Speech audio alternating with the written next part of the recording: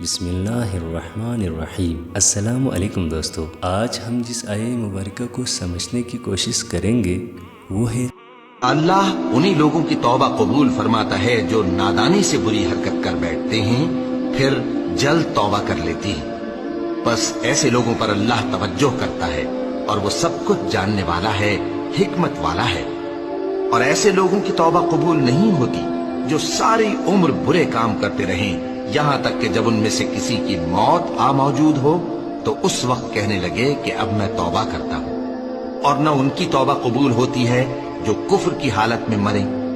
ایسے لوگوں کے لیے ہم نے دردناک عذاب تیار کر رکھا ہے۔ ایک صاحب ایمان پر کبھی ایسا بھی وقت آ سکتا ہے کہ خارجی اثرات اتنی شدید ہو جائے یا نفس کے اندر کا ہیجان اسے جذبات سے مغلوب کر دے اور وہ کوئی گناہ کا کام کر گزرے، لیکن اس کے بعد اسے جیسے ہی ہوش آئے گا اس پر شدید ندامت طاری ہو جائے گی اور وہ اللہ کے حضور توبہ کرے گا۔ ایسے شخص کے بارے میں فرمایا گیا کہ اس کی توبہ قبول کرنا اللہ کے ذمے ہے، اور جب آپ گناہ پر اڑے نہیں رہتے، بار بار توبہ کرتے رہتے ہیں اور گناہوں سے پاک ہوتا رہتا ہے، تو ایک ایسا بھی وقت آتا ہے کہ شیطان بھی تھک جاتا ہے اور کہتا ہے کہ اس کے اوپر ٹائم ضائع کر کے کوئی فائدہ نہیں، یہ پھر سے توبہ کرے گا اور پاک ہو جائے گا، اور وہ اس کے اوپر ٹرائی کرنا چھوڑ دیتے ہیں۔